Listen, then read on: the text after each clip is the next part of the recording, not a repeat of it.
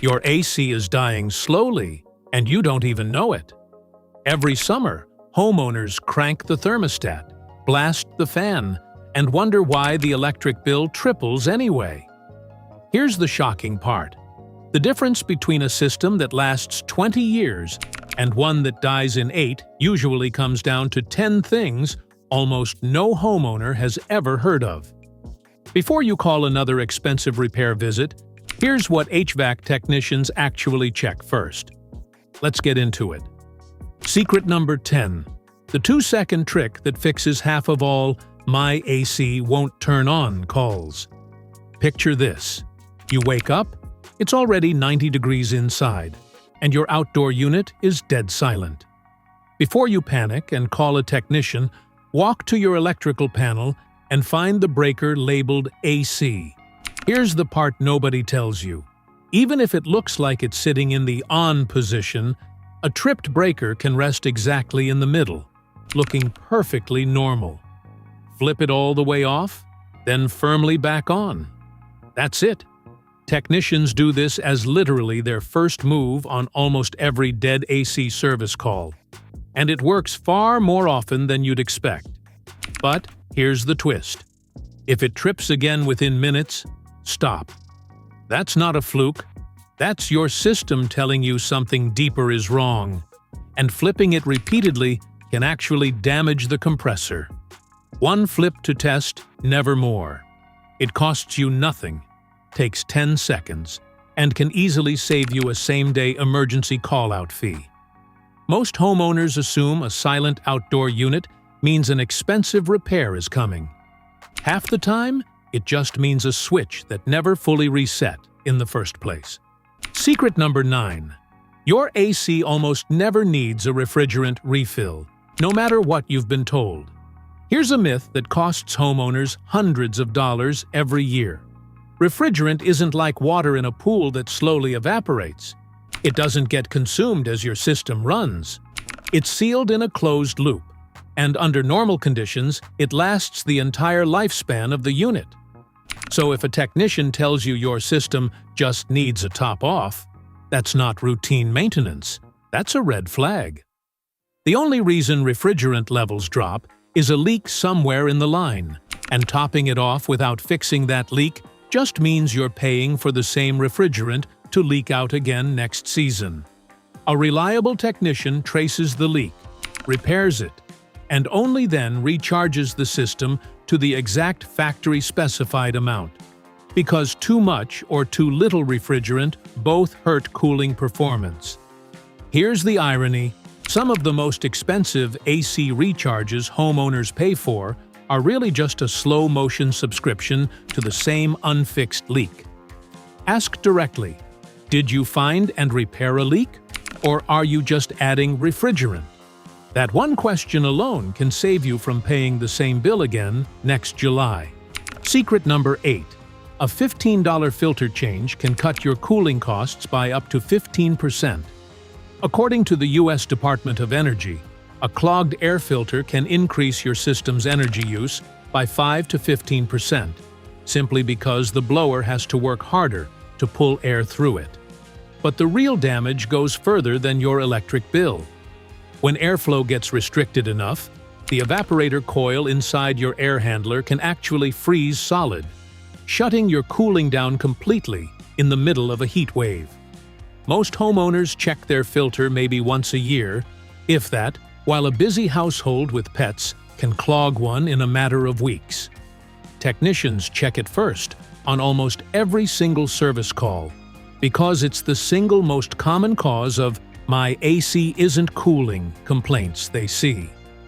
Here's the kicker.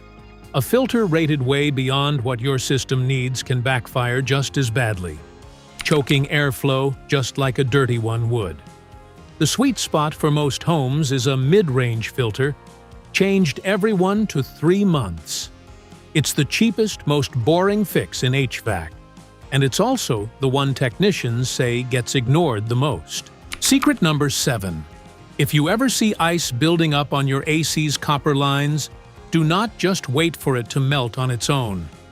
That ice is almost always the direct result of the dirty filter we just talked about. or restricted airflow somewhere else in the system. Once ice forms, it blocks even more airflow, which makes the ice grow worse in a self-feeding cycle that can eventually damage the compressor, one of the most expensive parts in the entire system. Here's the technician's move. Turn the system off completely, but leave the fan running. This lets warm air melt the ice safely over a few hours, without the compressor fighting through a frozen coil. Never scrape or chip the ice off yourself, and never use a hairdryer or open flame either. The coil fins underneath are thin metal and bend or scorch easily. Once it's fully melted, check and replace the filter before turning cooling back on. Homeowners who don't know this trick often assume a frozen unit means the whole system is broken and call for an expensive emergency repair, when the real fix was a fan setting and a few hours of patience. Secret number 6. The bushes around your outdoor unit might be quietly costing you money every single day. Your condenser needs room to breathe. Most manufacturers recommend at least 24 inches of clearance on the sides, and even more in front for airflow and servicing. When plants, fences, or decking crowd that space, the unit starts pulling in the same hot air it just exhausted. A bit like trying to cool yourself down by breathing your own hot breath. The system has to work harder and longer to hit the same temperature, which means higher bills and more wear on the compressor. Here's what makes this sneaky. It usually starts fine. Homeowners plant small shrubs for privacy, and by the time they've grown in and crowded the unit, the efficiency loss has crept up so gradually that nobody notices. Technicians can often tell a crowded condenser just from the sound alone. It runs louder and longer than it should. Walk outside right now and check. If you can't comfortably fit 2 feet of space around every side and a full 3 feet in front for service access, that landscaping is quietly taxing your entire system every hour it runs. Secret number 5. As much as a third of the cold air your system makes may never reach a single room in your house. According to the U.S. Department of Energy and Energy Star, the typical home loses 20 to 30% of its conditioned air through leaks, gaps, and poor connections in the ductwork, most of it hidden inside attics, crawl spaces, and walls where you'll never see it. If your ducts run through an unconditioned attic, the problem compounds even further, adding roughly another 10% to your cooling costs from heat transfer through the duct walls themselves. Here's the irony. Homeowners upgrade to a pricier, more efficient AC unit expecting lower bills, and never realize a third of that expensive cool air is leaking into the attic before it ever reaches a single vent. On an average system, that is roughly the equivalent of paying to cool an entire extra room that doesn't even exist. Sealing ducts with mastic or metal-backed tape, not ordinary cloth duct tape, is one of the highest return fixes in the entire house. It's invisible work, which is exactly why almost no homeowner ever thinks to ask about it, even though technicians know it's often the single biggest energy leak in the home. Secret number 4. That innocent-looking switch on your thermostat could be adding up to 200 extra hours of runtime to your system every single month. Most thermostats let you choose between auto and on for the fan. On auto, the fan only runs while the system is actively heating or cooling. On, it runs constantly, day and night, whether the system is working or not. Here's what almost nobody realizes. Running the fan constantly doesn't just waste electricity. It can actually make your home feel more humid. When cooling stops, but the fan keeps blowing, it re-evaporates the moisture sitting on the cold evaporator coil and blows it straight back into your living room, instead of letting it drain outside. So the setting that feels like it should keep air moving and comfortable is often the exact reason a home feels cool but clammy, especially in the muggiest weeks of summer when humidity control matters most. Technicians almost always recommend auto for this reason alone. It's a 5-second thermostat change that quietly touches your energy bill, your humidity, and even how long your blower motor lasts. Secret number 3. A cup of vinegar poured down the right pipe once a month can prevent one of the messiest and most common AC failures there is. As your AC cools your home, it constantly pulls moisture out of the air, and that water has to go somewhere, down a small condensate drain line. Over time, algae, mold, and biofilm build up inside that dark, damp pipe until it clogs completely, and the backed-up water has nowhere to go but into the drain pan, and eventually, your ceiling or walls. Technicians prevent this with a trick most homeowners have never heard of. Locate the drain line's access point, usually a T-shaped vent near your indoor unit, and pour in about a cup of distilled white vinegar once a month during cooling season, letting it sit for 30 minutes before flushing it through with water. It kills the algae and biofilm before it ever becomes a clog. Here's the kicker. This 5-minute habit is one of the cheapest ways to prevent one of the most expensive kinds of water damage a home can suffer. And almost nobody does it until after the ceiling stain has already appeared. Secret number 2. There's a small plastic device sitting near your indoor unit right now that has probably saved your ceiling without you ever knowing it existed. It's called a float switch, and building codes now require one on most systems for exactly this reason. If your condensate drain line ever clogs, the float switch senses the rising water and shuts your entire AC down before it can overflow into your home.